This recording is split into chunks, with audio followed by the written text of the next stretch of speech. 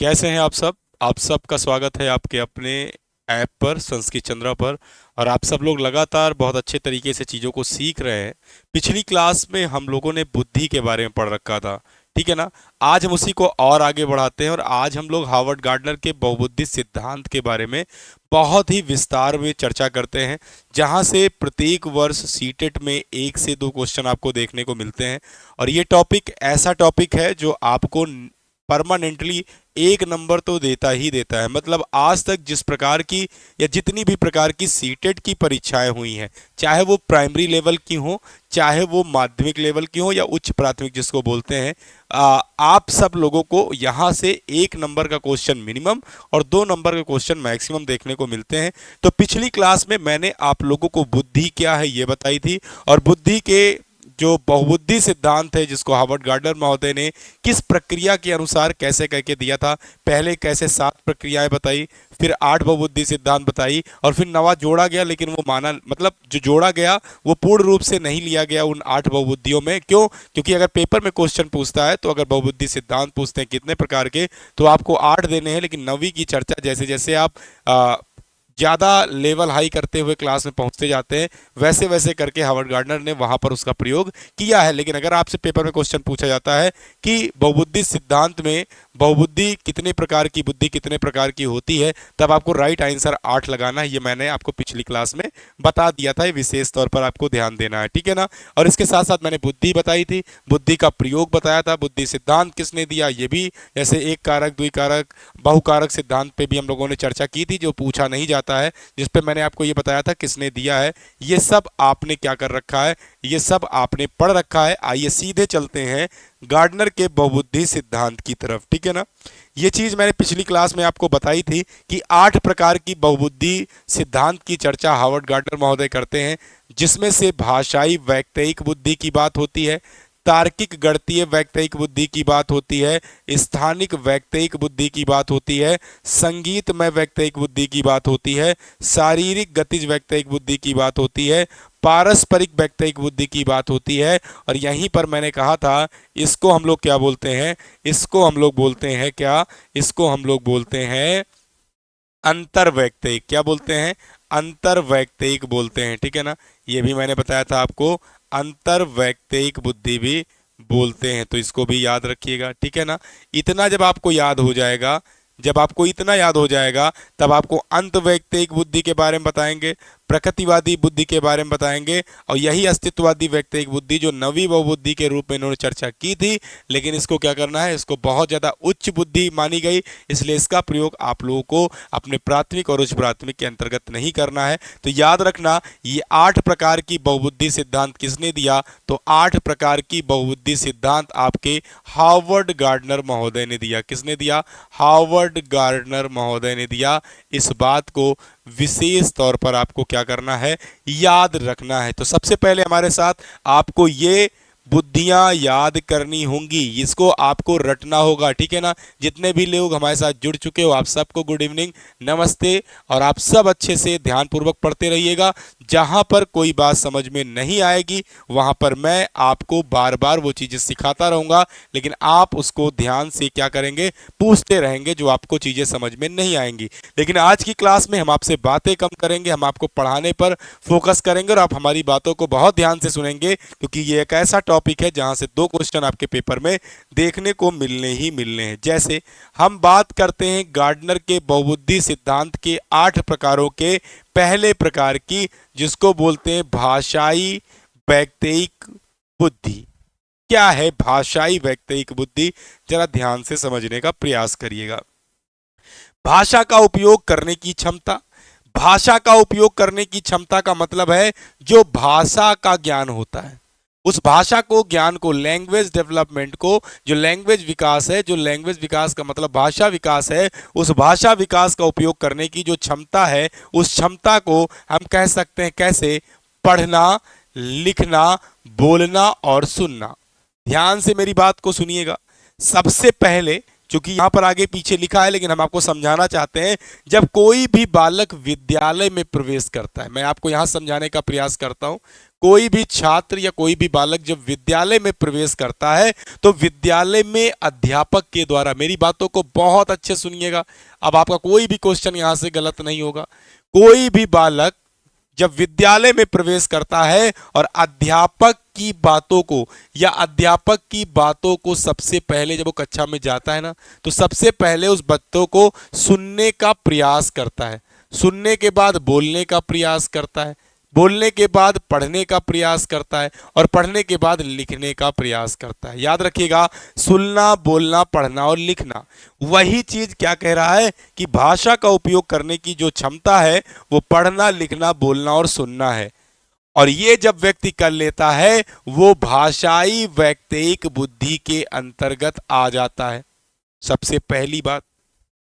दूसरी बात समझिएगा, भाषाई बुद्धिमत्ता किसी व्यक्ति की शब्दों का प्रभावी ढंग से उपयोग करने की क्षमता को मापती है। आपने कितने अच्छे तरीके से भाषा विकास को सीखा, आपने कितने अच्छे तरीके से चीजों को सुना, सुनने के बाद उसे बोलने की क्षमता आपके अंदर विकसित हुई और फिर आपने उसे पढ़कर लिखना प्रारंभ कर दिया। एक बच्चा किसी कक्षा में जाता है, ध्यान सुनिएगा, एक बच्चा किसी कक्षा में जाता है, सबसे पहले उसका उनके माँ बाप उस बच्चे को क्या करते हैं, उनके माँ बाप अपने द्वारा अपने घर में चीज़ों को सिखाने का प्रयास करते हैं। लेकिन जब विद्यालय जाता है बच्चा तो वो अपने अध्यापक की बातों को सुनता है। सुनने के बाद जब कोई प्रश्न पूछा जाता है, बोधात्मक प्रश्न पूछा जाता है, तो वो बोलने का प्रयास करता है और फिर वही अध्यापक, डॉक्टर निकला है, लेकिन वही अध्यापक जब बच्चे से कोई चीज पढ़ने को कहता है, फिर लिखने को कहता है, इस प्रक्रिया के माध्यम से बच्चे का जो विकास होता है वो विकास बहुत ही अच्छे तरीके से, बहुत ही अच्छा तरीका जो शब्दों का माध्यम होगा, प्रभावी ढंग होगा, उस माध्यम के उपयोग से क्या करता है। इसीलिए ये लाइन कही गई कि भाषाई बुद्धिमत्ता किसी व्यक्ति के शब्दों का प्रभावी ढंग से उपयोग करने की क्षमता को क्या करता है, मापता है। इतनी बात सबको क्लियर होगी। इसका मतलब यह नहीं है कि उसे कोई दूसरी भाषा सीखनी होगी। इसका मतलब यह नहीं है कि उसको कोई दूसरी भाषा सीखनी होगी। कोई व्यक्ति जो केवल एक भाषा का कुशलता से उपयोग करता है उसके पास भी भाषाई बुद्धिमत्ता हो सकती है। यहां पर क्या कहने का मतलब है समझिएगा, यदि आपने किसी भी प्रकार से एक भाषा सीखी है, बहुभाषा बहुत लोग सीखते हैं, लेकिन अगर आपने एक भाषा सीखी है, अपनी मातृभाषा को ही सीखा है, बात समझिएगा, मातृभाषा को ही सीखा है, लेकिन आपने इस मातृभाषा का उपयोग करके अपने सामने वाले व्यक्ति को शब्दों से प्रभावित किया, व्यक्ति को शब्दों से क्या किया है, शब्दों से प्रभावित किया। याद रखिएगा, शब्दों से प्रभावित किया, अर्थात आपने एक ही भाषा की कुशलता से अपने आप को बहुत अच्छे तरीके से क्या किया है, प्रेजेंट किया है।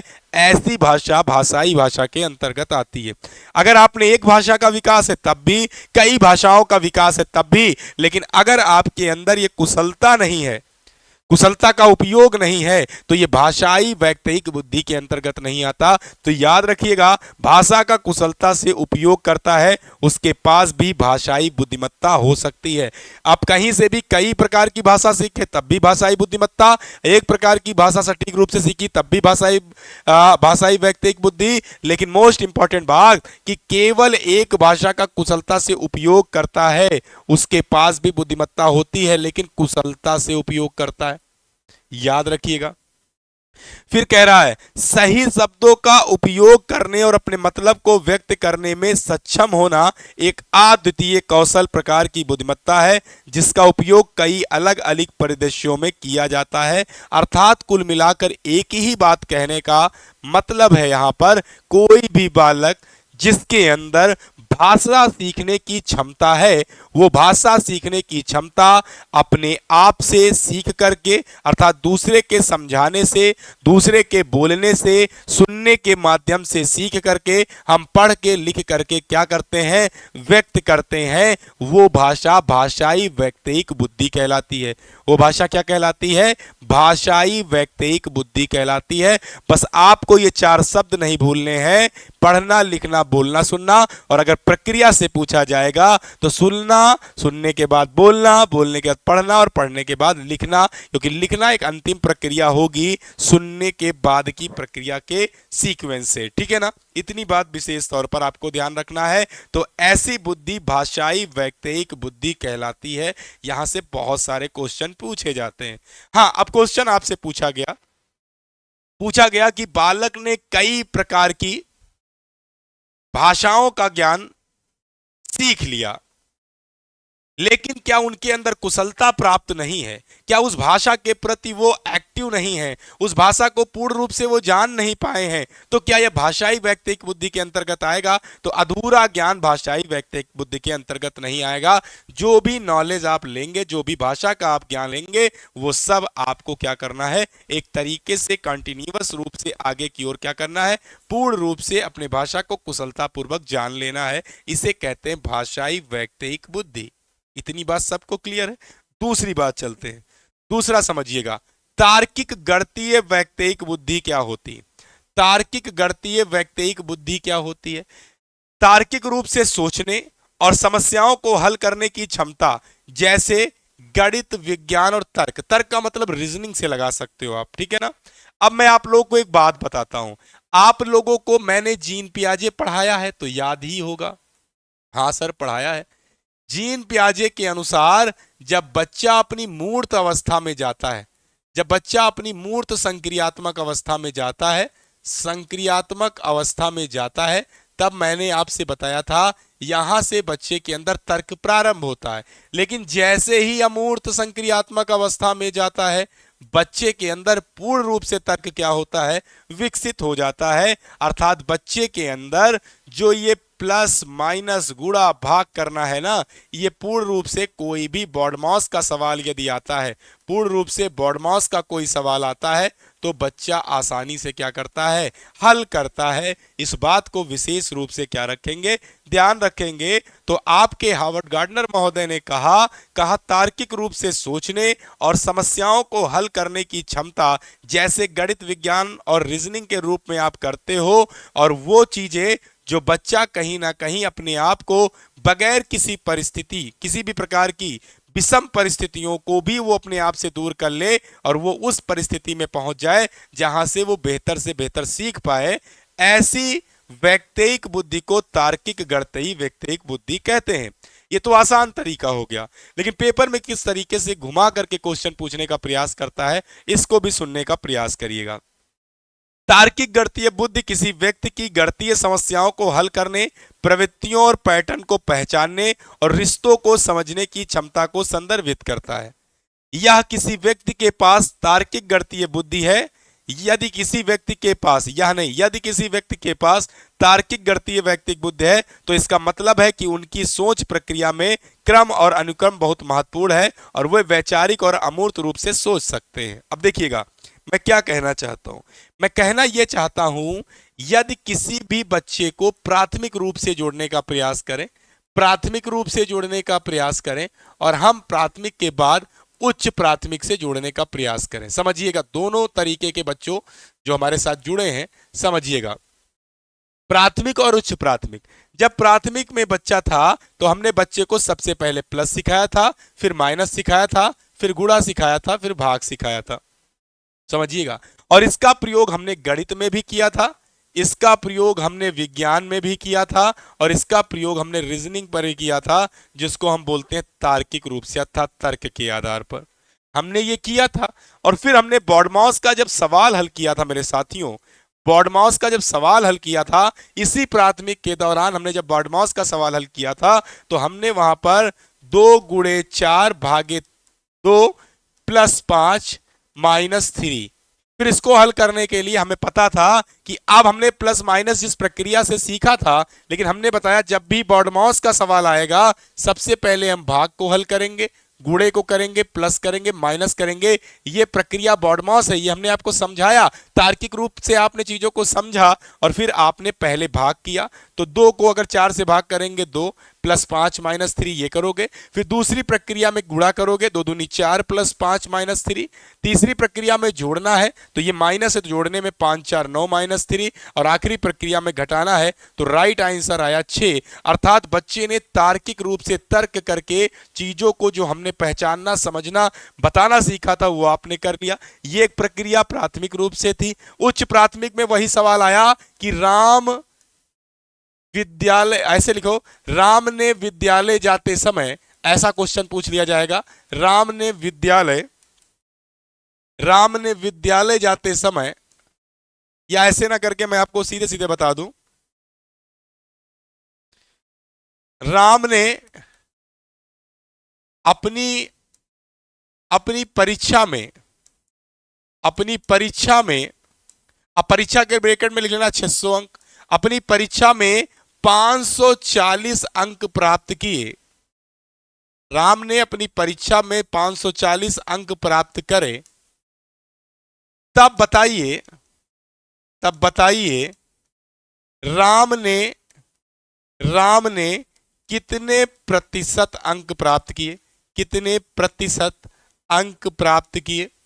अब ऐसा क्वेश्चन जब आ जाएगा, ऐसा क्वेश्चन आ जाएगा तो आप सीधे सीधे तर्क करेंगे। अब इससे टफ हुआ या नहीं हुआ, तब वहां क्या करोगे, अब 600 540 गुणे 100, तो ये 100 से 100 कट गया, 6 9 54 0, अर्थात 90% अंक क्या किए, प्राप्त किए। तो इस तरीके के सवाल आएंगे। जैसा जैसा स्तर बढ़ता जाएगा वैसे वैसे आपको चीजों को समझना है। तो जो लिखा है ना, तो इसका मतलब है कि उनकी सोच प्रक्रिया में क्रम और अनुक्रम बहुत महत्वपूर्ण है और वे वैचारिक और अमूर्त रूप से सोच सकते हैं। मतलब कुल मिलाकर पूर्ण रूप से चीजें क्या हो जाती हैं, विकसित हो जाती हैं। ऐसी प्रक्रिया को तार्किक गणितीय वैज्ञानिक बुद्धि के अंतर्गत रखा जाता है। याद रखना, समझने की क्षमता का विकास, सोचने की क्षमता का विकास, तर्क करने की क्षमता का विकास, इन सब को अगर सोचने का प्रारंभ करें तो एक शब्द आता है परिकल्पित निगमनात्मक, परिकल्पित निगमनात्मक, क्या बोलते हैं, निगमनात्मक, ठीक है ना। तार्किक रूप से चिंतन, जो अमूर्त रूप से चिंतन, इसी को हम अमूर्त चिंतन बोल सकते हैं। तो ये सब आप लोगों को यही समझना है। यहीं पर एक चीज और इन सबसे अलग आप लोगों ने पढ़ा होगा, अपसारी चिंतन। तो ये सब प्रयोग जो हम लोगों ने पीछे पढ़ी है ना, ये यही सब आपको करना है, ठीक है ना।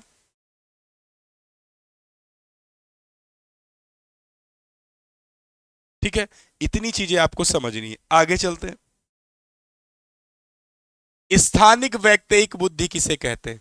तो स्थानिक वैज्ञानिक बुद्धि में याद रखना, हमने पिछली क्लास में जब आपको क्वेश्चन करा रहे थे, जहां पर नक्शे के माध्यम से, चित्रों के माध्यम से, दृश्यों के माध्यम से, ठीक है ना, आकृतियों के माध्यम से, आकृतियों के माध्यम से चीजों का प्रयोग करके हम क्या करते हैं, समझने का प्रयास करते हैं, समझाने का प्रयास करते हैं। ऐसी वैज्ञानिक बुद्धि को स्थानिक वैज्ञानिक बुद्धि कहते हैं। समझिएगा, स्थानिक जानकारी को समझने और उपयोग करने की क्षमता, अर्थात स्थानिक जानकारी को समझने और उपयोग को कहीं ना कहीं आप ऐसे तरीके से सीखना चाहते हैं जिस तरीके से आपको कहीं ना कहीं एक बार कोई चीज दिखाई दे जाए तो वो आपके दिमाग में क्या कर दे, छप जाए। वो सबसे अच्छा तरीका नक्शे के माध्यम से, चित्रों के माध्यम से, दृश्यों के माध्यम से, ठीक है ना, इसके साथ आकृतियों के माध्यम से होता है। जैसे बुद्धिमत्ता, जो दृश्य स्थानिक बुद्धिमत्ता होती है,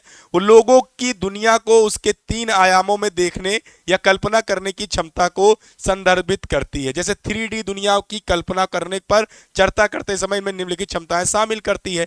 जैसे आपने देखा होगा कोई भी चित्र 3D, जैसे आप लोग मूवी भी देखने जाते हो तो उसमें कितना क्रिएटिव चीजें दिखाने का प्रयास करते हैं कि नहीं करते हैं। वही चीज यहां कह रहा है, यदि बच्चे में कुछ ऐसी चीजें दिखाई जाएं, ऐसी चीजें प्रोवाइड की जाएं जो बच्चे चीजों को बहुत अच्छे तरीके से क्या कर लें, सीख लें, समझ लें। जैसे एक उदाहरण मैं आपको देख रहा हूं, जैसे आपको भारत के नक्शे से, देखिए हम तो भारत का नक्शा बना नहीं पाएंगे, आपको भारत के नक्शे से, आपके नक्शे से भारत के नक्शे से अगर मान लो थोड़ी देर के लिए कोई भी भूगोल के टीचर आपको पढ़ाते हैं, भूगोल के टीचर आपको पढ़ाते हैं और ये बताते हैं कन्याकुमारी से लेकर के डैश डैश डैश, जहां तक वो आपको चीजों को डायग्राम के माध्यम से सिखाने का प्रयास करते हैं, आप चीजों को बेहतर तरीके से क्या करते हो, सीख लेते हो। करते हो कि नहीं करते हो? आपको अगर बता दिया गया कि भारत के नक्शे में उत्तर प्रदेश कहाँ है, मध्य प्रदेश कहाँ है, राजस्थान कहाँ है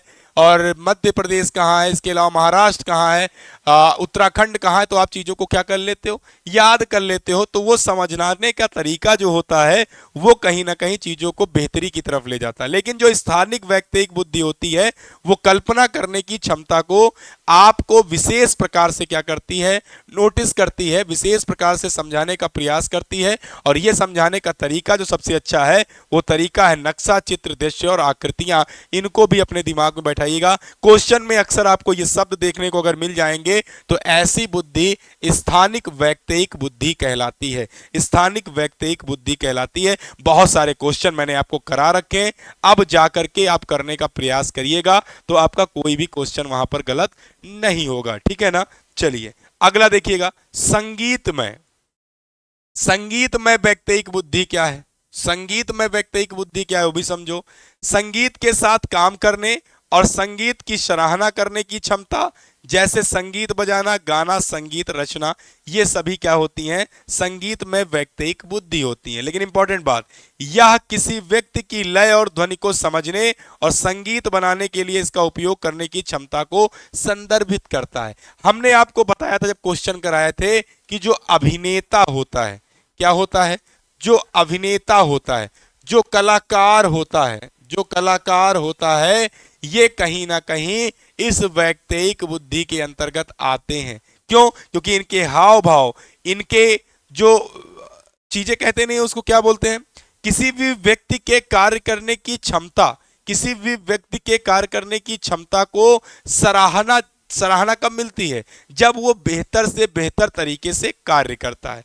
जैसे आपने देखा होगा कोई व्यक्ति जो कलाकार है, कोई भी व्यक्ति जो कलाकार है, समझिएगा, उसने क्या किया, उसने अपनी कला के माध्यम से चीजों को क्या किया, बेहतर से बेहतर करने का प्रयास किया, बेहतर से बेहतर करने का प्रयास किया। और मोस्ट इंपॉर्टेंट बात क्या है ये समझने का प्रयास करिएगा, वो हर नई बार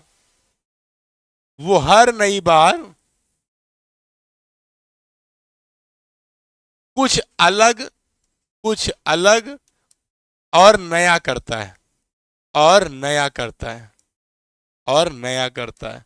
जब वो कुछ नया करेगा तो जाहिर सी बात है उसने कुछ ना कुछ चीजों को क्या किया है, सीखने का प्रयास, सिखाने का प्रयास किया है। याद रखिएगा, अर्थात अगर व्यक्ति के साथ संगीत बजाना, गाना या संगीत रचना करना और साथ ही साथ जो क्रिएटिव चीजें होती हैं, जो कहीं ना कहीं नए से नए तरीके से अपने अंदर क्या करते हैं, उद्देश्यों को पूर्ण रूप से आगे बढ़ाते हैं, ऐसी वैयक्तिक बुद्धि को संगीत में वैयक्तिक बुद्धि भी कहते हैं। इस बात को विशेष रूप से आप क्या करेंगे, याद रखेंगे, ठीक है ना, याद रखना भाई। आगे चलते हैं। अब मेरी बात एक और समझिएगा। अच्छा एक चीज देखा होगा, अभिनेता गाना गाता है क्या? अभिनेता गाना गाता है क्या? नहीं गाता है ना।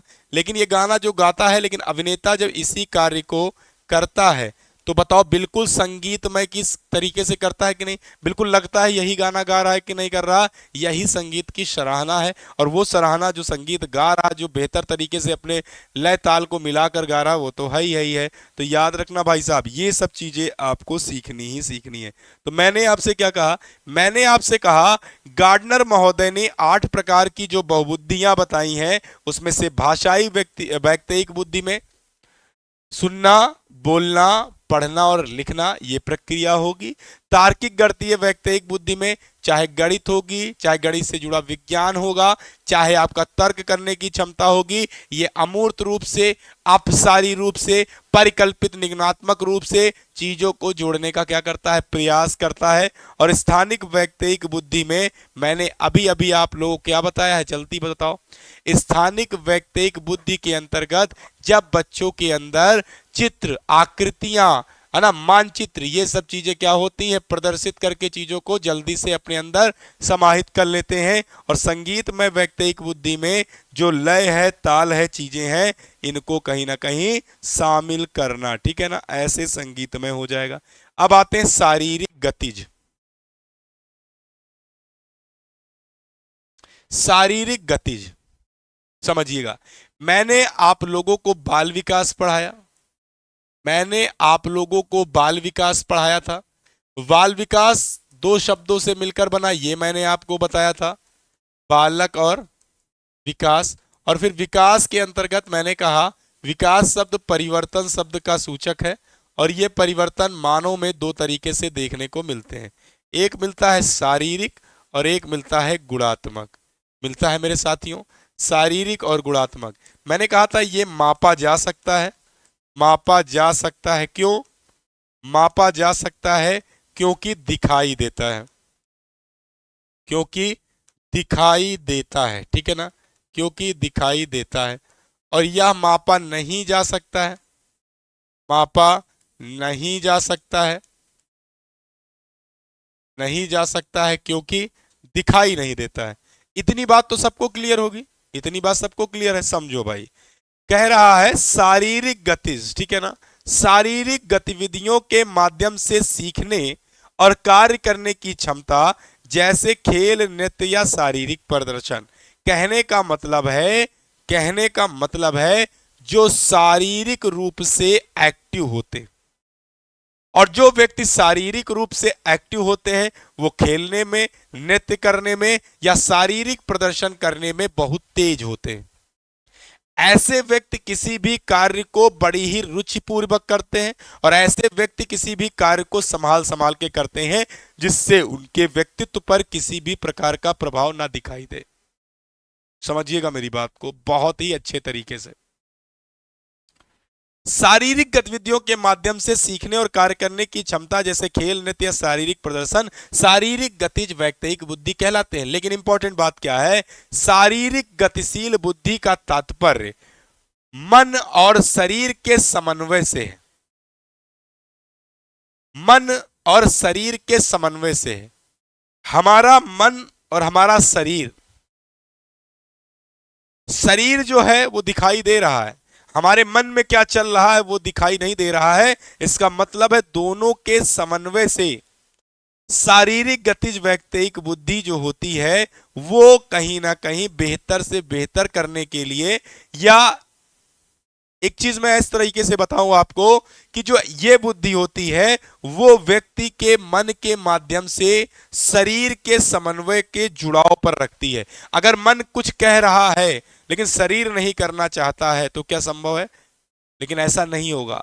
मन करना चाहेगा तो शरीर कर जाएगा, बस आप एक्टिव होना चाहिए, ठीक है ना। कभी कभी देखो मन करता है ना, कभी सोचना मन करता है, आंख बंद करके जब हम लोग पूजा करते हैं तो मन करता है बस अब पूजा नहीं करते, उठते हैं, लेकिन शरीर उस समय मन के विपरीत हो जाता है और मन के विपरीत शरीर कहता है अभी बैठे रहो। ऐसा नहीं है, इन दोनों के तालमेल जब होगा ना, इन दोनों के तालमेल से जो ये शारीरिक गतिविधियां हैं इनकी क्षमता का विकास बहुत अच्छे तरीके से होगा। तो शारीरिक गतिशील बुद्धि का तात्पर्य मन और शरीर के समन्वय से है, और यह एथलीटों में बहुत ज्यादा महत्वपूर्ण होती है।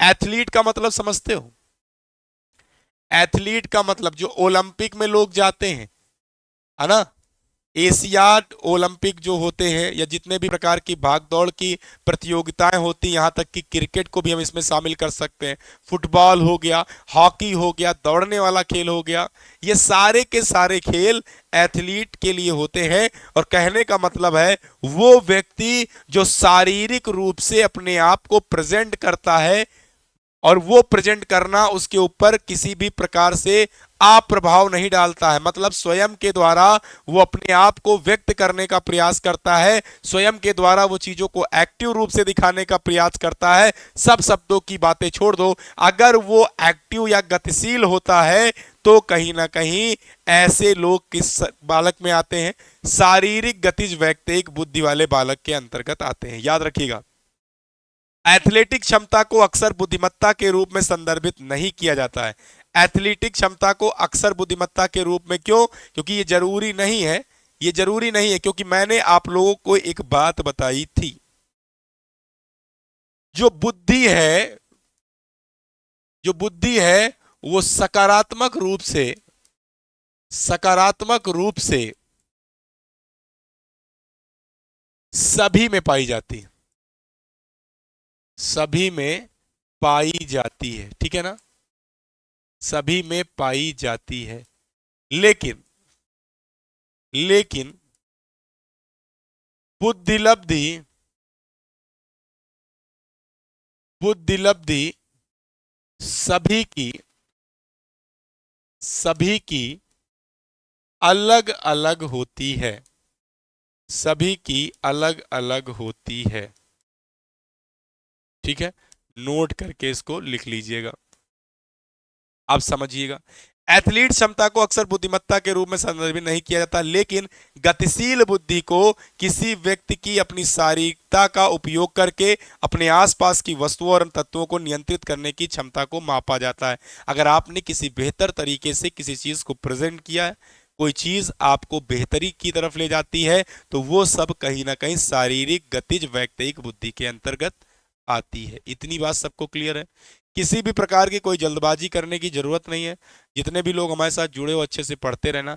हाँ, कोई बात समझ में नहीं आएगी तो बार बार पूछना, ठीक है ना। लेकिन हमने आपको उस तरीके से एक एक टॉपिक बताने का प्रयास किया है जिससे कि आप सब लोग बहुत अच्छे से पूर्व ज्ञान के साथ चीजों को जोड़ जोड़ के सीखना प्रारंभ कर दें और सीख जाएं। क्यों? क्योंकि इन्हीं सब शब्दों का प्रयोग करके सीटेट क्वेश्चन बनाता है और उस दौरान चीजें आपको समझ में नहीं आती हैं, वहां पर आपके क्वेश्चन गलत हो जाते हैं। तो मेरा आप सबसे निवेदन है कि एक एक बातों को बहुत अच्छे से लिखा ही है। आपको सिर्फ पढ़ना है और पढ़ने के बाद कोई शब्द समझ में नहीं आता है तो आपको हमसे क्या करना है, पूछ लेना है। क्योंकि हम चाहते हैं इस बार की सीटेट की परीक्षा जो लेट होती जा रही है, वो जितनी लेट हो गई अच्छी बात है, लेकिन अब नोटिफिकेशन आ जाए, आप सबका पेपर जल्दी से करा ले। और उस पेपर के पहले मैं आप लोगों को सारी के सारे टॉपिक इस तरीके से तैयार करा दूं कि आपके सीडीपी का जो पोर्शन है, जो अन्य पोर्शंस में पूछे जाते हैं, जो मेरे पोर्शन की वजह से आपको 50 से 55 नंबर दिला दें। तो मैं पूरा प्रयास कर रहा हूं, क्योंकि हार्वर्ड गार्डनर महोदय अन्य लोगों में भी पूछ लिए जाते हैं, ठीक है ना। अब हिंदी में जैसे भाषाई बुद्धि है वो पूछ ली जाती है, ठीक है ना। तो भाषाई बुद्धि में पूछ लेंगे कौन सी प्रक्रिया कैसे चलती है, तो वहां पर आपको आपके श्रीमान चंद्रा सर आपको बहुत बेहतर तरीके से सिखा रहे हैं और हम भी उसमें कुछ चीजें शामिल कराए दे रहे हैं जिससे आपको चीजें आसान लगने लगे, ठीक है ना। चलिए आगे चलते हैं। मोस्ट इंपॉर्टेंट, पारस्परिक वैयक्तिक बुद्धि। अगर मैं आपसे पूछूं कि पारस्परिक वैयक्तिक बुद्धि को और किस नाम से जानते हैं, तो याद रखना इस बुद्धि को बोलते हैं अंतर्वैयक्तिक बुद्धि। अंतर्वैयक्तिक बुद्धि, याद रखना भाई, अंतर्वैयक्तिक बुद्धि बोलते हैं दूसरों के साथ प्रभावी ढंग से संवाद करने की क्षमता, जैसे सुनना, समझना और दूसरों की मदद करना अंतर्वैयक्तिक बुद्धि कहलाती है। अब मेरी बहुत ध्यान से एक बात समझिएगा। जैसे किसी बालक ने जन्म लिया, जन्म लेने के बाद बच्चा धीरे धीरे करके क्या होने लगा, सार्थक शब्दों का प्रयोग करने लगा, सार्थक शब्दों का प्रयोग करने लगा। और सार्थक शब्दों का प्रयोग कब बच्चा करता है, जब वो तीसरे वर्ष में प्रवेश करता है। तीसरे वर्ष में प्रवेश पर, अब मेरी बात समझिएगा, यहां क्या करता है बच्चा, यहां बच्चा अपने परिवार में होता है, समझिएगा, परिवार में होता है और परिवार की चीजों को क्या कर रहा होता है, सुन रहा होता है। तो सुनना, और सुनने के बाद वही क्या करता है, रिपीट करता है, बोलना। और ऐसे ही प्रक्रिया में पढ़ना और लिखना, यही क्या है, यही आपको समझना। यहां से क्वेश्चन आपकी प्रक्रियाओं से भी पूछ लेता है। समझिएगा हम क्या कह रहे हैं। अब बच्चे ने परिवार से ही शब्दों को सुनना, या परिवार से ही पापा मम्मी कैसे बोल रहे हैं, अपनी मातृभाषा को जानना। किसको, मातृभाषा को जानना, समझिएगा, मातृभाषा को जानना। अब बच्चे ने वही सुना, वही बोला, आगे चल के वो पढ़ेगा, फिर पढ़ने के बाद लिखेगा भी। लेकिन परिवार ने मातृभाषा को सुना और सुनने के बाद क्या किया, समझने का प्रयास किया। मेरी बात समझिएगा, यहीं पर देखिएगा, यहीं पर पर्यावरण का असर पड़ेगा कि नहीं पड़ेगा। मान लो थोड़ी देर के लिए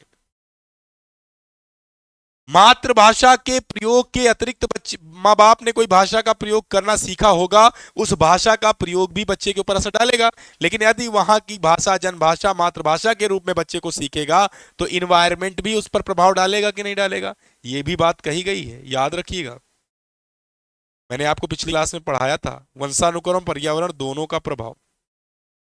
तो मेरी बात समझिएगा, तो परिवार जो मातृभाषा को जानना क्या करता है, सीख रहा हो, सिखा रहा होता है। यहीं पर एक चीज होती है, यहीं पर होती है किसी की भाषा, किसी के विचारों को, किसी के विचारों को, भावों को समझना, किसी भी विचारों के भावों को समझना। अर्थात अर्थात लिखा है सुनना, समझना और दूसरों की मदद करना। जब तक आप किसी की बात को सुनना नहीं सीख पाएंगे, जब तक आप कुछ नहीं सीख पाएंगे। चार लोगों के बीच में कोई परिचर्चा हो रही हो, कोई चर्चा हो रही हो, और उस चर्चा को बगैर सुने उसमें टिप्पणी करना, यह गलत बात होती है। आप पहले उस परिस्थिति को जानेंगे, उस परिस्थिति को समझेंगे, और उस परिस्थिति में क्या बोलना चाहिए क्या नहीं बोलना चाहिए उसको ध्यानपूर्वक सुनेंगे। अर्थात मेरी बात समझिएगा, यदि आपके अंदर दूसरों के साथ प्रभावी ढंग से संवाद करने की क्षमता विकसित हो जाती है, आप दूसरे के भावों को, दूसरे के विचारों को, दूसरे के जो बातें आपको समझाना चाहता है उसको समझने की क्षमता का विकास यदि आपके अंदर आ गया, अर्थात आपने दूसरे व्यक्ति को जानने की, दूसरे के व्यक्ति को पहचानने की, दूसरे व्यक्ति को समझने की क्षमता का यदि विकास हो गया, तो ऐसी व्यक्तिक बुद्धि को पारस्परिक व्यक्तिक बुद्धि कहते हैं। इसको नोट कर लीजिएगा, कभी भी कोई भी क्वेश्चन गलत नहीं होगा, ठीक है ना। चलिए, पारस्परिक बुद्धिमत्ता या भावात्मक बुद्धिमत्ता, मतलब कहने का मतलब है पारस्परिक बुद्धिमत्ता को ही भावात्मक बुद्धिमत्ता कहते हैं। और भावात्मक बुद्धिमत्ता जो होती है वो किसी भी सामने वाले व्यक्ति के भावों को जानने का प्रयास करती है। और जब हम किसी भी भावनाओं को, किसी भी दूसरे व्यक्ति की भावनाओं को समझने का प्रयास करते हैं, वहां पर विचारों को समझना होता है। वहां पर बातचीत के माध्यम से दूसरे वाले व्यक्ति को हम समझने का प्रयास करते हैं। तो ये व्यक्ति क्या कहलाती है, व्यक्तिक बुद्धि पारस्परिक। वही कह रहा, पारस्परिक बुद्धिमत्ता या भावात्मक बुद्धिमत्ता, दो बार नोट है, कोई बात नहीं, और भावनाओं के बीच संबंध को संदर्भित करती है, ठीक है ना, याद रखना, और भावनाओं के बीच संदर्भित करती है। पारस्परिक बुद्धिमत्ता वाला व्यक्ति दूसरे लोगों की भावनाओं को समझने और उनके इरादों को पढ़ने में अच्छा होता है। इसे मौखिक और गैर मौखिक दोनों तरह के संचार कौशल से जोड़ा जा सकता है। मतलब समझिएगा, एक अध्यापक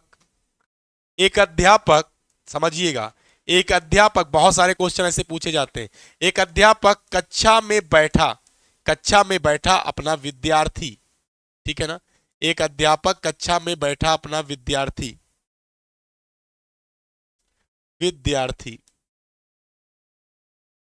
ठीक है ना, इस विद्यार्थी को क्या करता है, इस विद्यार्थी को जब पहली बार जब मिलता है तो वहां पर इस बच्चे को जानने का प्रयास करता है। जानने का क्या करता है, जानने का प्रयास करता है। और अगर जानने का प्रयास करता है, समझिएगा, तो साथ ही साथ इसको हम कह सकते हैं कि बच्चे को समझने का प्रयास कर रहा है। और अगर ये नहीं करता है, समझिएगा, अगर ये नहीं करता है तो वो कक्षा में बच्चों को सिखा नहीं पाएगा, बच्चों को सिखा नहीं पाएगा। लेकिन अगर समझने का प्रयास करता है, जानने का प्रयास करता है, तो बच्चों को सिखा पाएगा। मतलब जो उसके अंतर्निहित शक्तियां हैं, उन अंतर्निहित शक्तियों को जान करके, पहचान करके उसे क्या करेगा, उसे उस पाठ को सिखा देगा जिस पाठ को वो बालक सीखने के लिए आया है। और समझने का प्रयास करना, जानने का प्रयास करने का मतलब क्या है?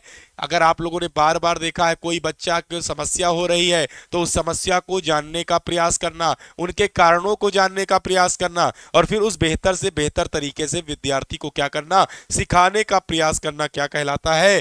क्या कहलाता है? जल्दी जल्दी बताओ। उसको बेहतर से बेहतर करने का प्रयास कहलाता है। ठीक है ना? तो याद रखिएगा भैया, अगर याद रखिएगा पारस्परिक लिखकर आ जाए उसे अंतरवैयक्तिक बुद्धि कहते हैं, अंतरावैयक्तिक बुद्धि कहते हैं। मोस्ट इंपॉर्टेंट बात, इसी को भावात्मक भावात्मक वैयक्तिक बुद्धि कहते हैं, भावात्मक वैयक्तिक बुद्धि कहते हैं, बुद्धिमत्ता कहते हैं। इसको नोट करके लिख लीजिएगा, कभी भी कोई क्वेश्चन गलत नहीं होगा। लेकिन अगर पेपर में सबसे ज्यादा कोई क्वेश्चन पूछा जाता है तो आप लोगों को मैंने स्टार्टिंग में ही यहां पर एक बात बता दी है, आपको दो चीजें याद रखनी है। जो पारस्परिक वैयक्तिक बुद्धि होती है उसको इंटरपर्सनल बोलते हैं, और जो अंतर्वैयक्तिक बुद्धि होती है उसको इंट्रापर्सनल कहते हैं। ठीक है ना? तो अंग्रेजी में यही सब लिखा मिलेगा। शुरुआत में मैंने क्या किया है, आपको लिखा दिया है, इस बात का विशेष ध्यान आपको रखना है भाई। ठीक है? चलो, बहुत बढ़िया तरीके से आप सीख रहे हो और मैं कोशिश आपको कर रहा हूं कि मैं आपको सिखा पाऊं। ठीक है ना? तो इतनी बात सबको क्लियर है? आइए, इतनी बात क्लियर है सबको तो मैं आगे चलता हूं, इसको समझाने का प्रयास करता हूं। उसी का अपोजिट अंतवैयक्तिक बुद्धि, अंतरवैयक्तिक बुद्धि का अपोजिट। ठीक है ना? यहां पर व्यक्ति अपने स्वयं को जानने का प्रयास करता है। किसको? स्वयं को जानने का प्रयास करता है। जब बच्चा जब बच्चा ये जानने का प्रयास करे कि हमने क्या सीख लिया है, हमारे अध्यापक के द्वारा सिखाया गया ज्ञान क्या हम सीख पाए हैं, तो अपने आप को जानने का प्रयास करना अंतर्वैयक्तिक बुद्धि कहलाता है। अपने विचारों को, अपने भावनाओं को, अपनी प्रेरणाओं को समझने की क्षमता, जैसे आत्म जागरूकता, आत्मनिरंतर अर्थात स्वज्ञान जिसको बोलते हैं, स्वज्ञान, स्वयं का ज्ञान जिसको बोलते हैं।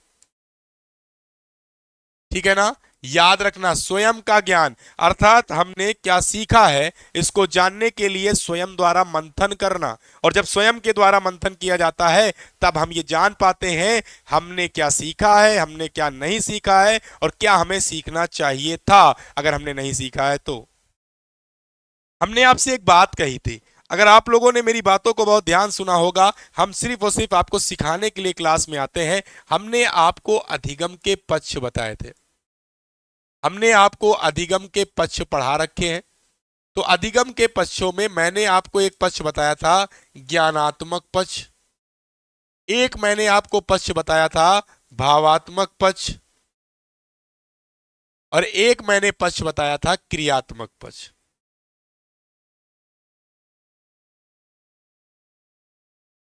हमने कहा था जब बच्चा कक्षा में जाता है तो सबसे पहले बच्चे को जानने का प्रयास किया जाता है। क्या किया जाता है? जानने का प्रयास किया जाता है। याद रखिएगा, क्या किया जाता है? जानने का प्रयास किया जाता है।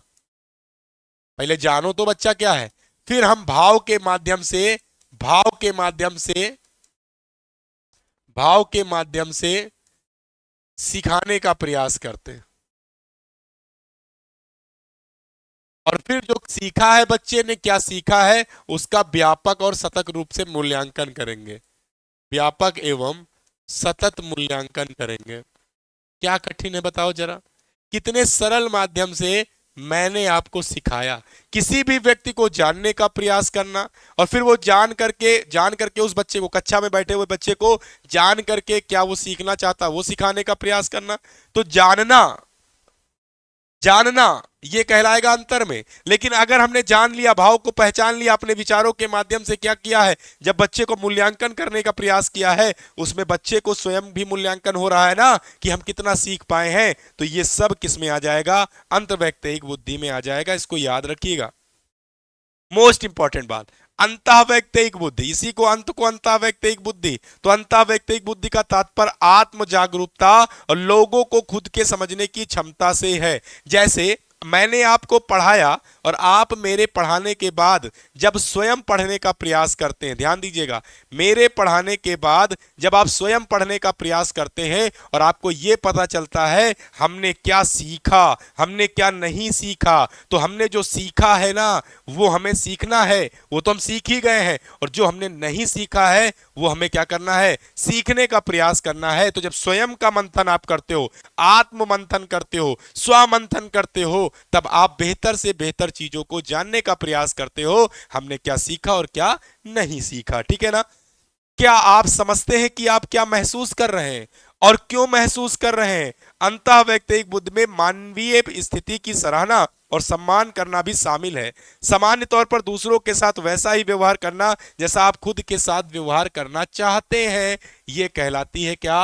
अंत वैयक्तिक बुद्धि कहलाती। जैसे जैसे मैं आपसे कहूं मुझे कोई ऐसी चीज पसंद है लेकिन दूसरे को मैं वैसी चीज नहीं दूंगा, इसके अंदर थोड़ा सा तो घृणा है ना, थोड़ा सा आपकी ईर्ष्या है, तो आपको यही चीज दूर कर लेनी भैया। हमें अपने आप से ये जानने का प्रयास करना है हम कैसे हैं, और हम कैसे हैं अपने अंदर अगर गड़बड़ है तो स्वयं का सुधार करना, और जब हम अपने अंदर सुधार कर लेंगे तो सामने वाले के बातों को समझने का भी हम प्रयास करने लगेंगे। तो दो बातों में कभी कंफ्यूज मत होना, सीटेट बार बार यही क्वेश्चन पूछता है, सीटेट बार बार यही क्वेश्चन पूछता है भैया, गलत मत करना। क्या पूछता है? देखो, पूछता है कि दूसरों के विचारों, ध्यान से सुन लो, यही क्वेश्चन आएगा, दूसरों के विचारों, भावों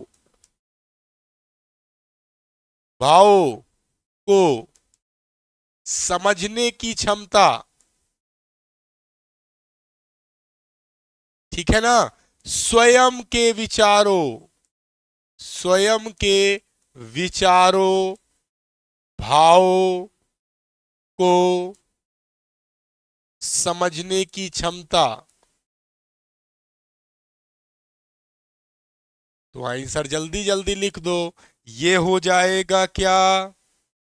जल्दी जल्दी बोलो, ये हो जाएगा अंतर्वैयक्तिक बुद्धि, अंतर्वैयक्तिक बुद्धि। ठीक है ना? इसी को क्या बोलते हैं? पारस्परिक, पारस्परिक वैयक्तिक बुद्धि, भावात्मक वैयक्तिक बुद्धि, इसको क्या बोलते हैं? अंतवैयक्तिक बुद्धि। कैसे गलत होगा अगर सही से पढ़ोगे? अंतःवैयक्तिक बुद्धि, लिख लो, ऐसे क्वेश्चन ज्यादातर पूछे गए हैं। इसके अलावा आप सब समझदार हो और आप सब अच्छे से पढ़ते हो और आप सब अच्छे से सीख जाओगे। तो हमने आपको कितनी बुद्धियां पढ़ा दी? 7 वैयक्तिक बुद्धियां पढ़ा दी। अगली वैयक्तिक बुद्धि की तरफ चलते हैं और ध्यान से मेरी बातों को सुनिएगा। अच्छा लग रहा है ना? समझ में आ रहा है ना? जो भी समझ में नहीं आ रहा होगा आप क्या करेंगे, आप कमेंट बॉक्स में कमेंट कर देंगे, मैं नेक्स्ट क्लास में आकर के भी आपको फिर वो चीजें समझा दूंगा जो समझ में नहीं आई होंगी। कभी कभी होता क्या है, पढ़ाते रहो कुछ ऐसे भी शब्द निकल जाते हैं जो कहीं ना कहीं हो सकता है वहां पर नहीं निकलने चाहिए लेकिन समझाते समय निकलते हैं। तो ये ऑनलाइन मोड की क्लास है, कभी कभी ऐसा होता है, अगर ऐसा हुआ नहीं है लेकिन अगर आपको ऐसा लगता है तो आप पूछ सकते हो, मैं वीडियो देख करके फिर आपको बताऊंगा। ऐसा होता बहुत ही कम है, लेकिन लाइव पढ़ाते पढ़ाते भी कभी कभी ध्यान कहीं चला जाता है। ठीक है ना? किसी की याद में कोई ऐसा कार्य जो होने वाला है, तो ये सब चीज़ें कहीं ना क्या क्या होती हैं, ये कहीं ना कहीं चीज़ें थोड़ा सा अलग लेकर जाती हैं, लेकिन ऐसा बहुत ही कम देखने को मिलता है। मैं एक अच्छा टीचर बनने का प्रयास कर रहा हूं और आप सबका आशीर्वाद रहा तो मैं एक अच्छा टीचर बन के जरूर आप लोगों के सामने बहुत जल्द दिखाई दूंगा। ठीक है ना? उसमें आप सबका जो सहयोग साथ है उसके लिए आपका साथ हमेशा रहना चाहिए। और आप लोग हमारे बैच के फर्स्ट स्टूडेंट हैं, जो सीटेट का बैच है, ऑनलाइन मोड का बैच है। इससे पहले मैंने अलग अलग जगहों पे पढ़ाया, लेकिन इस संस्कृत चंद्रा में आपको मैं फर्स्ट टाइम पढ़ा रहा हूँ, तो आप मेरे फर्स्ट बैच के स्टूडेंट हैं, मैं आप लोगों को कभी नहीं भूलने वाला हूँ। लेकिन हाँ, अच्छे से पढ़िएगा और सीटेट की परीक्षा को जरूर पास कर लीजिएगा। ठीक है ना? अगला देखिएगा, अगला देखिएगा, प्रकृतिवादी, प्रकृतिवादी वैयक्तिक बुद्धि। तो यहाँ पर प्रकृति को समझना जानना है ना, तो बहुत अच्छे तरीके से समझ लोगे। प्रकृति और पर्यावरण के बारे में जानने और समझने की क्षमता, जैसे कि जानवरों, पौधों, प्राकृतिक प्रदर्शनों, प्रकृतिवादी बुद्धि का तात्पर्य प्रकृति को पढ़ने और समझने की क्षमता से है। भाई जाहिर सी बात है, प्रकृति जैसे पेड़ पौधे हैं, ठीक है ना, पेड़ पौधों को हम लोग क्या समझ लेते हैं, एकदम बहुत ही गलत तरीके से उनको काटने का प्रयोग जैसे इस समय भारत देश में चल रहा है। तो एक तरफ देखे होंगे गांव क्षेत्र में लोग कमाई का जरिया पेड़ों को बनाते हैं, बड़े करते हैं, बड़े करने के बाद काट करके बेचते हैं, ठीक है, उनका अपना धंधा है। लेकिन नहीं, ये भी एक प्रकार से वो चीजें हैं जो प्रकृति में, पर्यावरण में हम लोगों को जीवन, वायु जो है ना, जो जिसको ऑक्सीजन के रूप में हम बोल सकते हैं, ये सब चीजें प्राप्त कराती हैं भाई साहब। अगर ये पेड़ पौधे जिस दिन मानो धरती पर नहीं होंगे, जो ये हमारा धरती जीवन है, जो हमारा मानव जीवन है, इसमें चाहे जंतु हो, अगर हम लोग ये सब चीजें नहीं पाएंगे ना, वायु नहीं पाएंगे, ऑक्सीजन नहीं पाएंगे, तो उस दिन हमारी आपकी क्या हो जाएगी, मृत्यु हो जाएगी। जो ये बहुत ज्यादा घर में एसी लग रहे हैं, लोगों को लगता है बहुत अच्छा है, ये बहुत गड़बड़ है बेटा। लेकिन अब चूंकि गर्मी बढ़ती जा रही है, बढ़ती जाने का कारण है कि हमें जब तक जीना है तो क्यों ना हम अच्छे से जी लें, तो एसियां लगी हुई हैं, जबकि एसी बहुत नुकसानदायक है, याद रखिएगा, ठीक है ना। सभी जीवित चीजों के निर्जीव तत्वों के प्रति संवेदना होना प्रकृति बुद्धिमान माना जाता है। मेरे हिसाब से हर प्रकृतिवादी चीज में चीजें जो हैं वो कहीं ना कहीं आपको ऐसी चीजें दिखाई देंगी जो कहीं ना कहीं जीवित होंगी, और जीवित हुई चीजें कहीं ना कहीं, पेड़ हवा दे रही है, ऑक्सीजन दे रही है, तो हमें कहीं ना कहीं इसका उपयोग करना चाहिए। तो प्रकृतिवादी जो वैज्ञानिक बुद्धि है, इसमें बहुत ज्यादा आपको समझने की जरूरत नहीं है, बस आपको एक शब्द याद करना है, प्रकृतिवादी बुद्धि पर्यावरण से संबंधित है, पर्यावरण से संबंधित है, प्रकृति से संबंधित है, ठीक है ना। और मोस्ट इंपॉर्टेंट बात है, जानवरों, पौधों, ठीक है ना, पौधों और जो भी चीजें हैं, वो सब चीजें आपको समझने की जरूरत है कि ये भी एक प्रकार का जीवन है, और इन जीवन में भी हर वो चीज उपयोगी है जो मानव जीवन को आवश्यक है, ठीक है ना। तो याद रखिएगा, प्रकृतिवादी वैज्ञानिक बुद्धि में आप पर्यावरण, प्रकृति, जानवर, पौधों को कहीं ना कहीं क्या करेंगे, विशेष रूप से योगदान देंगे, और ये कहीं ना कहीं बेहतर रूप से प्रकृति बुद्धिमत्ता को क्या करता है, दर्शाता है, ठीक है ना। तो इसमें बहुत चीजें बताने की जरूरत नहीं है, जो चीजें हैं वो आपके सामने हैं। हाँ, एक बात ये जरूर याद रखिएगा, सभी जीवित चीजों के निर्जीव तत्वों के प्रति संवेदनशीलता होना आवश्यक है, ठीक है ना, ये याद रखिएगा। चलिए आगे बढ़ते हैं। अब यही मुझे आपको बताना था, 8 प्रकार की ये मैं आपको बता चुका हूं, 8 प्रकार की, 8 प्रकार की बहुबुद्धि सिद्धांत की चर्चा की गई। बहुबुद्धि सिद्धांत की चर्चा, सिद्धांत की चर्चा हार्वर्ड गार्डनर के द्वारा, हार्वर्ड गार्डनर के द्वारा द्वारा की गई, ठीक है, ये याद रखिएगा।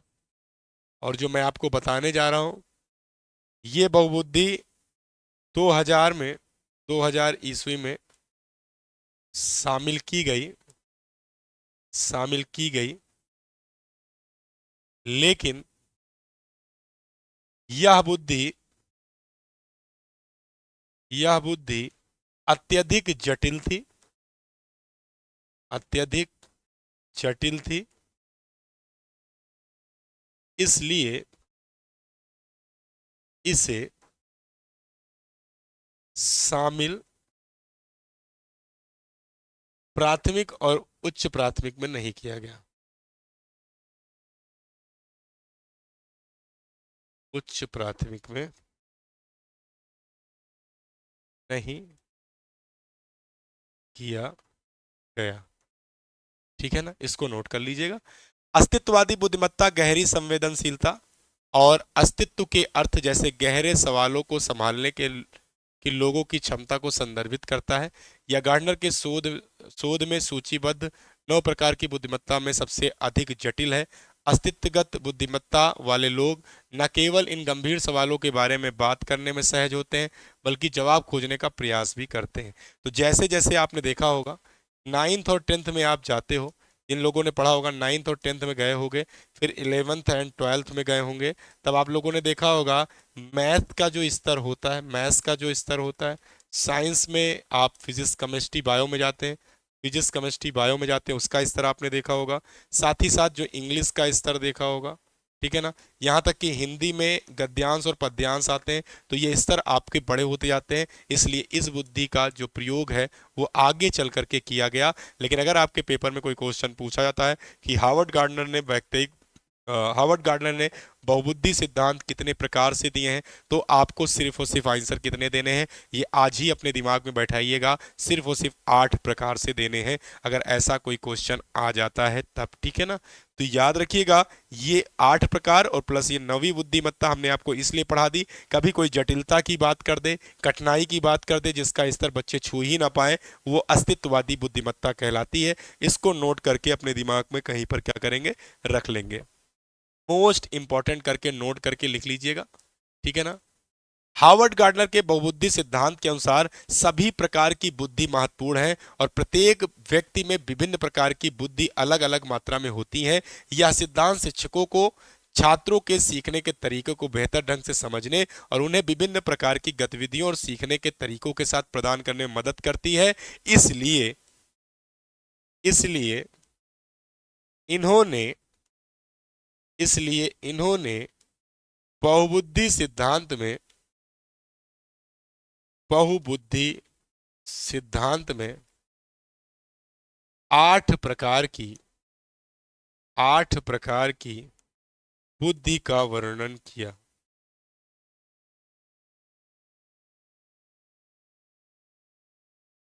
इस तरीके से आपको पढ़ना है और इस तरीके से आपको क्या करना है, समझना है। तो अगर हम आपसे कहें पूर्व ज्ञान से चीजें हम जोड़ने का प्रयास करें, तो हमने पूर्व ज्ञान में आप सबको मैंने बुद्धि के बारे में बताया था, मैंने आपसे बुद्धि के बारे में बताया था, बुद्धि के अन्य प्रकार ऐसे ही बताए थे, ये नहीं बताया था कि वो डिटेल में, क्योंकि पूछा नहीं जाता है, ठीक है ना। ये सब आपको अन्य पेपर में मिल सकते हैं। तो अभी फिलहाल सीटेट की तैयारी कर रहे हैं, तो हम आपको सीटेट के बेस से पढ़ा रहे हैं। हाँ, जो चीज़ें होनी चाहिए, जो बतानी चाहिए, वो हम बता देते हैं। और साथ ही साथ जो ये बुद्धि है और बुद्धि के जो प्रकार हैं, बुद्धि के जो प्रकार हैं, बुद्धि के प्रकार का मतलब है जो बहुबुद्धि के अन्य प्रकार हैं, इनके बारे में चर्चा हमने, बहुबुद्धि के अन्य प्रकार जो हार्वर्ड गार्डनर ने बताए थे, किसने, हार्वर्ड गार्डनर ने बताए थे, इसके बारे में हम लोगों ने जो पूर्व में पढ़ रखा था, उसी को आज हम लोगों ने डिटेल में पढ़ने का प्रयास किया है। कैसे डिटेल में पढ़ने का प्रयास किया है, जिसमें आज की कक्षा में मैंने आपको भाषाई वैयक्तिक बुद्धि, याद रखिएगा भाषाई वैयक्तिक बुद्धि, जिसमें पढ़ना लिखना बोलना और सुनने की बात की है। तार्किक वैयक्तिक बुद्धि में मैंने आपसे कहा गणित विज्ञान और तर्क की बात की है। और इसके साथ साथ मैंने आप लोगों से स्थानिक वैयक्तिक बुद्धि में नक्शे, चित्र, दृश्यों और आकृतियों के बारे में बात की है। संगीतमय में मैंने आपसे संगीत बजाना, गाना और संगीत रचना, कहीं ना कहीं आपको लय और ध्वनि को समझने के बारे में बताया है। शारीरिक गतिज में मैंने आप सब लोगों को खेल, नृत्य, शारीरिक प्रदर्शन, हाँ पूर्ण रूप से एथलेटिक्स की बात नहीं की, लेकिन एथलेटिक क्षमता को अक्सर बुद्धिमत्ता के रूप में जो संदर्भित किया गया, उसे पूर्ण रूप से ना देख करके आपको उस तरीके से लेना है जो कहीं ना कहीं शारीरिक गति क्षेत्र में जाएगी। और मोस्ट इंपॉर्टेंट बात इसके बाद पारस्परिक, जिसको अंतर वैयक्तिक बुद्धि, भावात्मक वैयक्तिक बुद्धि कहते हैं, उसके बारे में मैंने आपको सिखाने का प्रयास किया है। और मोस्ट इंपॉर्टेंट बात, अंतरा वैयक्तिक बुद्धि में दूसरों के विचारों और भावों को समझना है, जबकि अंतर वैयक्तिक या अंतः वैयक्तिक अंतर कह रहा हूं, अंत वैयक्तिक या अंतः वैयक्तिक बुद्धि में स्वयं के बारे में, स्वयं को समझने का विकास करना है, स्वयं के आत्म मंथन के बारे में चर्चा करनी है, स्वयं के आत्म नियंत्रण पर चर्चा करनी है। और मोस्ट इंपॉर्टेंट बात है कि किस तरीके से आप चीज़ों को महसूस करते हैं, क्यों महसूस करते हैं, इन सब चीज़ों पे चर्चा करनी है अंतः वैयक्तिक बुद्धि में। और मोस्ट इंपॉर्टेंट बात है जो अधिगम का जो बुद्धि का प्रकृतिवादी वैयक्तिक बुद्धि है, उसमें आपको जानवरों, पौधों और प्राकृतिक परिदृश्यों पर प्रकृतिवादी बुद्धि पर बात करनी है। और मोस्ट इंपॉर्टेंट बात, अस्तित्व बुद्धि, जो अस्तित्ववादी या अस्तित्वगत बुद्धि होती है, ये बहुत ही कठिन और बहुत ही उच्च स्तर की मानी जाती है, जहां पर प्राथमिक और उच्च प्राथमिक के बच्चे शायद इन चीजों को अपने अंदर समाहित नहीं कर पाते। तो जैसे जैसे आगे बढ़ती जाती है, हार्वर्ड गार्डनर महोदय ने इस बुद्धि के बारे में भी चर्चा की है और भी कई बुद्धि के बारे में चर्चा की है। लेकिन मोस्ट इंपॉर्टेंट जो बात है, जो आपको पेपर में, आपके पेपर में आती है, वो आपको सिर्फ और सिर्फ क्या करनी है, सिर्फ और सिर्फ इसको दिमाग में बैठा लेना है कि कौन कौन सी, ये देखो, 1 2 3 4 5 6 7 8, ये आपको पढ़नी है बस। समझ गए आप सब? तो हमने आपको सिखाने के लिए हर वो काम किया है, हर वो चीज सिखाने का प्रयास किया जो पेपर में आता है, और आप आसानी से उस पेपर को क्या कर लें। तो मिले फिर नेक्स्ट क्लास में। अच्छे से सीखा या नहीं सीखा, मैंने जो सिखाने का प्रयास किया वो सीखा या नहीं सीखा? आज की डेट में आप सब लोगों ने अपने मोस्ट इंपॉर्टेंट टॉपिक पढ़ लिए। आपने आज की क्लास में मोस्ट इंपॉर्टेंट टॉपिक 60 से 70% बनने वाले क्वेश्चंस को आपने पढ़ लिया है। मतलब 20 प्रश्नों को आपने क्या कर लिया मेरे साथियों? पढ़ लिया है। मतलब आपको सीटेट पास होने भर का मैंने पढ़ा दिया एकेडमिक। इसमें इस 20 क्वेश्चन में 20 प्लस भी हो सकते, कम नहीं होंगे, और यहां से आप सब लोग 20 में 20 पाओगे, ये मेरा वादा है, मेरा विश्वास है आप सबसे। लेकिन आपको रोज का रोज आपको क्या करना है, सिलेबस को जिस तरीके से मैं पढ़ाता जाता हूं, अभी मैं इन चीजों पे और आपसे बात करूंगा क्वेश्चन के माध्यम से, कुछ ऐसे शब्दावली पर बात करूंगा जो जैसे ही सिलेबस आएगा उस सिलेबस के अकॉर्डिंग जो लगेगा, कोई कठिन शब्दावली जोड़ सकते हैं, उस पर भी मैं चर्चा करता रहूंगा। ऐसे आपको पढ़ना है, ठीक है ना? चलिए, बहुत बढ़िया। तो हम लोगों ने 20 क्वेश्चंस को आज की क्लास में पढ़ रखा है, जिसमें से आपको जीन पियाजे, कोहलबर्ग, वाइगोस्की, हार्वर्ड गार्डनर, ठीक है ना, ये वो टॉपिक है जो आपको अन्य पाठ्यक्रम में, अन्य ईवीएस, मैथ्स, हिंदी, संस्कृत तक में आपको मिलेंगे क्वेश्चन। तो अच्छे से पढ़िए, अच्छे से पढ़ पढ़ के चीजों को क्या करिए, सीख लीजिए। और किसी भी प्रकार की कोई भी समस्या होगी तो कमेंट बॉक्स में कमेंट अवश्य कर दीजिएगा। इतनी बात को ध्यान में रख लीजिएगा। और मैंने आपको सिखाने का प्रयास किया तो हार्वर्ड गार्डनर महोदय को मैंने सबसे बेहतर तरीके से सिखाने का प्रयास किया है, सरल से सरल शब्दों से सिखाने का प्रयास किया है, कठिन से कठिन शब्दों से जिस तरीके से पेपर में क्वेश्चन आज तक पूछे गए हैं उन पर भी चर्चा कर ली है। अब इससे ज्यादा मुझे नहीं लगता है कोई चीज बची है। कोई प्रश्न है क्या आपका? तो जल्दी से कमेंट बॉक्स में कमेंट करो। अगर कोई भी प्रश्न आपका है तो मैं नेक्स्ट क्लास में आकर के आपको क्या करूंगा, बता दूंगा। तो आज के लिए बस इतना ही। ऐसे ही पढ़ते रहिए, ऐसे ही मुस्कुराते रहिए, और अपने माता पिता का ध्यान बहुत अच्छे से रखिए, क्योंकि उनका ध्यान रखोगे तो उनका आशीर्वाद मिलेगा, और उनके आशीर्वाद से आप कभी भी किसी भी परीक्षा में फेल नहीं हो सकते हैं। लेकिन हाँ, पढ़ करके, ऐसा नहीं है भाई साहब आशीर्वाद मिल जाए बस, पढ़ना नहीं है। तो पढ़ते रहोगे तो आशीर्वाद कभी अधूरा नहीं जाएगा, और अगर मेहनत नहीं करोगे तो वहां पर आशीर्वाद भी किसी चीज का नहीं लगता है। तो आज की क्लास के लिए बस इतना ही। नेक्स्ट क्लास में हमारी आपकी जल्द मुलाकात होगी। जल्द मुलाकात का मतलब नए टॉपिक से होगी, मंडे को होगी, इसलिए मैंने कहा जल्द होगी। तो नेक्स्ट क्लास हम मंडे को मिलेंगे। जब तक आप सभी अपना ध्यान जरूर रखेंगे। Thank you so much. मिलते हैं फिर नेक्स्ट क्लास में।